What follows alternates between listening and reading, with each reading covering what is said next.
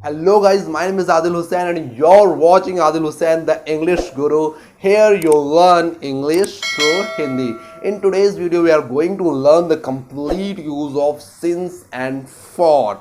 I will start from the basic difference of since and for.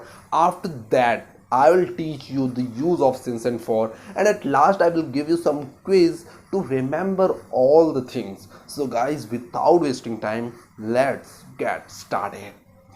So guys जैसा कि आपको पता है कि आज की इस वीडियो में आपको सिखाने वाला हूँ सिंस एंड फॉर का कंप्लीट यूज़। सो गाइज वही हम लोग सीखेंगे। इससे पहले एक सेंटेंस को मैं आपको दिखा देता हूँ। मैं 3 घंटे से पढ़ा रहा हूँ। I have been teaching since 3 hours, या फिर I have been teaching for 3 hours. अब यहाँ पर एक कन्फ्यूज़न क्रिएट होती है कि 3 घंटे को बताने के लिए हम सिंस का इस्तेमाल करें या फिर फॉर का इस्तेमाल करें। तो बहुत ही ईजी वे में मैं आपको क्लियर करा दूं कि जब भी कभी पीरियड ऑफ टाइम की बात हो, एक टाइम ड्यूरेशन हो, एक पीरियड ऑफ टाइम का, तो उस पीरियड को बताने के लिए आप फॉर का इस्तेमाल करते हैं।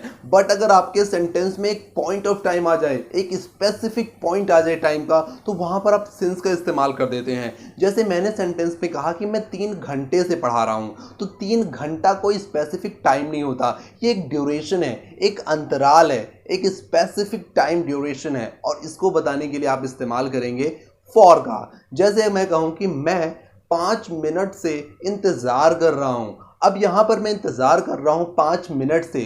अब ये 5 मिनट कोई टाइम नहीं होता, 5 मिनट घड़ी पर बचता नहीं है। तो 5 मिनट एक टाइम पीरियड है, और इस टाइम पीरियड को बताने के लिए आप फॉर का इस्तेमाल करेंगे। बट अगर मैं ये 5 मिनट की जगह मैं 5 बजे बोलता कि मैं 5 बजे से पढ़ा रहा हूँ, तो आप गाइस सोचते कि सर ने 5 बजे बोला है, और 5 बजे ये कोई ड्यूरेशन ऑफ टाइम नहीं है, बल्कि 5 बजे तो एग्जैक्ट पॉइंट ऑफ टाइम है। तो यहाँ पर आप इजीली सिंस का इस्तेमाल करते। बट अगर मैं बोल दूं कि मैं 3 महीनों से तुम्हारा इंतजार कर रहा हूं, I have been waiting for you. अब यहां पर सिंस या फॉर, क्योंकि 5 महीने हैं, तो क्या 5 महीना कोई पॉइंट ऑफ टाइम है? नो, ये तो एक ड्यूरेशन है। एक ड्यूरेशन है 5 महीने का, और इस 5 महीने के ड्यूरेशन को बताने के लिए आप इस्तेमाल करेंगे किसका? फॉर का। तो कभी भी कोई ड्यूरेशन दिखता हो ना, जैसे मैं 2 महीने से यहाँ हूँ, मैं 3 महीने से काम कर रहा हूँ, मैं 2 सालों से पढ़ाई कर रहा हूँ, मैं 4 सालों से इंतज़ार कर रहा हूँ, मैं 2 मिनट से खाना खा रहा हूँ, मतलब कोई भी पीरियड ऑफ टाइम आ जाए, कोई भी ड्यूरेशन आ जाए टाइम का, कोई भी पीरियड आ जाए टाइम का, तो वहाँ फॉर लगा देते हैं। बट इनके प्लेस पर कहीं कोई पॉइंट ऑफ टाइम आ जाए, कोई भी पॉइंट आ जाए, जैसे मैं मॉर्निंग से तुम्हारा इंतज़ार कर रहा हूँ, मैं सर्दियों से तुम्हारा इंतज़ार कर रहा हूँ। I have been waiting for you since winter. मैं जनवरी से तुम्हारा इंतज़ार कर रहा हूँ, मैं फरवरी से तुम्हारा इंतज़ार कर रहा हूँ, या फिर मैं 1997 से तुम्हारा इंतज़ार कर रहा हूँ, मैं 2019 से तुम्हारा इंतज़ार कर रहा हूँ। भाई ये सारे ही वर्ड्स में मैंने एक पॉइंट ऑफ टाइम लिया, चाहे जनवरी हो चाहे 1997 हो। ये एक एग्जैक्ट कोई स्पेसिफिक टाइम है जो कि पॉइंट में है, जो कि एग्जैक्ट है, यहाँ पर कोई ड्यूरेशन नहीं है। इस वजह से मैं यहाँ पर सिंस का इस्तेमाल करूँगा।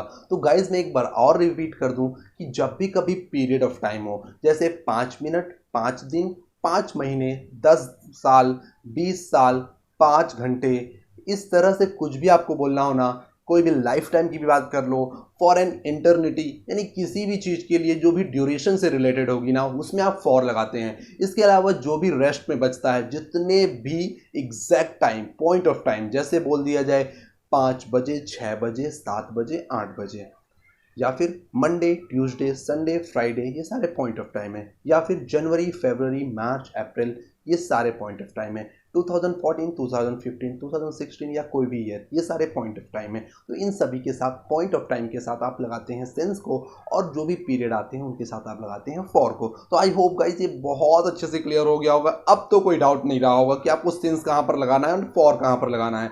जैसे मैं एक क्वेश्चन करता हूँ आपसे, I have been going to market blank 2 hours. इसका मतलब ये होगा कि मैं 2 घंटे से बाजार जा रहा हूं। तो ये 2 घंटा मैंने बोला, तो आप तो सोच सकते हैं 2 घंटा कोई टाइम नहीं होता, ये एक ड्यूरेशन है, ये एक इंटरवल है, कोई यानी कोई आप बोल सकते हैं एक पीरियड है। तो यहां पर आप इजिली क्या लगाओगे? फॉर। बट अगर मैं इस वर्ड को ऐसे बोलूं, I have been going to market blank 2 PM, मैं 2 बजे से बाजार जा रहा हूं। अब आप ही सोचिए 2 बजे, ये 2 बजे तो एक पॉइंट ऑफ टाइम है ना, तो इस पॉइंट ऑफ टाइम के साथ आप क्या लगाएंगे, सिंस को लगा देते हैं। तो गाइज ये था complete difference between since and for, और यूज भी आप अच्छी तरह से आप जान ही चुके होंगे कि किस तरह से आप कहां पर सिंस लगा देते हैं और कहां पर फॉर लगा देते हैं। एक मैं यहां पर आपको एक सेंटेंस बोलता हूं, इसका आंसर आप मुझे कमेंट में जरूर बताइएगा। जैसे Rohan has been playing cricket blank morning. So guys बता दीजिए आप लोग कि ये यहाँ पर जो ब्लैंक है मॉर्निंग से पहले, मॉर्निंग क्या है पहले ये सोच लीजिएगा। तो मॉर्निंग एक पॉइंट ऑफ टाइम है। ओके, सो गाइज अब आगे बढ़ते हैं और हम सीखते हैं यूज अगो का। सर गाइज अगो जो है ये भी एक टाइम को ही बताने के लिए यूज किया जाने वाला वर्ड्स होता है, और इस वर्ड का इस्तेमाल भी जनरली टाइम को ही बताने के लिए किया जाता है। तो गाइज अगो का इस्तेमाल जनरली टाइम को बताने के लिए किया जाता है, वो भी किसी पास्ट की, यानी अगर पास्ट में आपके साथ कुछ हो चुका है, या पास्ट में आपके साथ कुछ इंसिडेंट हुआ है, या फिर कोई भी चीज़ आपके साथ पास्ट में हुई है और किसी टाइम से रिलेट करती है और आपको उसे इस प्रेजेंट में बताना है, तो आप यहाँ पर इस एगो का इस्तेमाल करते हैं। जैसे 5 years ago I was working in an office. मैं एक ऑफिस में 5 साल पहले काम कर रहा था। Okay, 3 years ago I got married, यानी मैंने 5 साल या 3 साल पहले शादी की। या फिर 2 months ago I got a new job. तो इस तरह से आप देख रहे हैं कि मैं एक पास्ट के इंसिडेंट को बता रहा हूं और यहां पर मैं अगो का इस्तेमाल कर रहा हूं। तो अगो का इस्तेमाल करना कोई बहुत ही बड़ी चीज़ नहीं है, ये बहुत ही सिंपल है कि जब भी कभी अपने पास्ट की कोई बात आपको बतानी होती है और आपको कोई टाइम आप रिलेट करना चाहते हो, तो आप वहां पे इजीली अगो का इस्तेमाल कर देते हो। जैसे मैं बोलना चाहूँ कि 3 साल पहले उसकी माँ का देहांत हो गया, तो आप यहाँ पर बोल सकते हो 3 years ago his mother died। तो इस तरह से गाइस कभी भी पास्ट की कोई इंसिडेंट बतानी हो, कोई भी अपीयरेंस बताना हो आपको पास्ट का और टाइम से रिलेट करना हो, तो आप इजीली अगो का इस्तेमाल कर दीजिएगा। बट एक और बात यहाँ पर आती है अगो का जो दूसरा यूज़ है, because there are couple of different ways where we use ago. तो दूसरा यूज़ है ना, वहाँ पर आप अगो का इस्तेमाल करते हो बट एक डिफरेंट वे में करते हो। तो कभी भी अगो का इस्तेमाल जब आपको प्रेजेंट में करना हो, प्रेजेंट परफेक्ट कॉन्टिन्यूस, ये एक टेंस होता है जिसमें आप लोग टाइम को बताते हो। तो प्रेजेंट परफेक्ट कॉन्टिन्यूस में भी अगो का इस्तेमाल हो जाता है, बट उसके लिए आपको अगो के साथ सिंस भी लगाना पड़ता है। यानी गाइस आप समझ रहे हैं मेरी बात को। मैं ये कहना चाहता हूँ कि जब भी कभी आप पास्ट में बताना चाहते हो टाइम को, तो आप नॉर्मल अगो लगाओगे, बट आप प्रेजेंट में बोलते हो नहीं भाई मेरे को प्रेजेंट में भी अगो लगाना है, तो अगो लगाने के लिए आप उसके साथ सिंस भी लगाते हो। जैसे मैं 5 मिनट से नहा रहा हूँ। सो गाइज सेंटेंस को मैंने बोला है प्रेजेंट परफेक्ट कॉन्टिन्यूस टेंस का यूज़ करते हुए कि मैं 5 मिनट से नहा रहा हूँ। तो गाइज यहाँ पर आप देख सकते हैं जो टाइम है वो 5 मिनट है, और 5 मिनट कोई भी पॉइंट ऑफ टाइम नहीं होता। 5 मिनट तो होता है एक ड्यूरेशन, एक पीरियड, और इस पीरियड में तो आप फॉर का इस्तेमाल करते हो। लेकिन अगर आप चाहो इस फॉर को रिप्लेस करना अगो से, तो बहुत ईजिली कर सकते हो। अगर आप इस फॉर को अगो से रिप्लेस करना चाहते हो, तो आप इस टाइम पीरियड के आगे लगा देते हैं सिंस, और टाइम पीरियड के बाद लगा देते हैं अगो। जैसे मैं सेंटेंस को बोल सकता हूँ, मैं 5 मिनट से नहा रहा हूँ। I have been taking bath for 5 minutes. ये नॉर्मल हो गया। इसको थोड़ा सा और एक्स्ट्रा ऑर्डिनरी करने के लिए आप यूज़ कर सकते हो I have been taking bath since 5 minutes एगो।